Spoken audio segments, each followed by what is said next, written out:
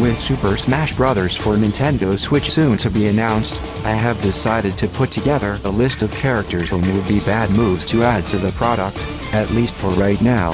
This is not a mean-spirited or disrespectful intent, but rather my opinion on why adding these characters to the game would be narrow-minded decisions, at least for the time being.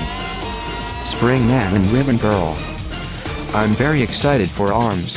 I can't wait to own the game and play it for days. The thing about ARMS is, though, it's a new game. Because it's a new game, we won't know how good it will be or how popular it will sell. To put characters in Smash Bros. Just to promote their games but does a disservice to producers like Miyamoto, whose characters got popular the organic way and not the manufactured way. Would I like to see them as Smash Brothers? Of course. Just not anytime soon. Please not soon.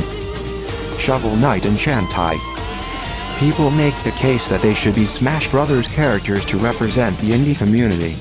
That would be a step too far ahead for these characters to be in Smash Bros. For one, they belong to indie developers. Because they're indie developers, they may not be as popular among gamers compared to other Nintendo characters. The second big reason is that both Shantae and Shovel Knight are from Western developers. If the first ever Smash Bros. Character that is from a Western developer happens to be Shantae or Shovel Knight, that would be embarrassing. And besides, what does Nintendo have to gain if either of them were in Smash Bros.? What do they want from adding these characters in the game?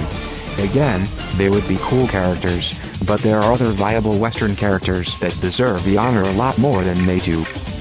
Banjo and Kazooie. The ship, I'm afraid, has sailed. Microsoft representatives like Phil Spencer have welcomed the idea of the duo being in Smash Bros. Why should Nintendo do that though, when they are owned by a rival company? Of course Microsoft would want to do it, because that advertises their brand, which would be stupid of Nintendo to allow. It would be very good for Microsoft, but Nintendo would have virtually nothing to gain if Banjo was a part of the roster. So, not a real big list.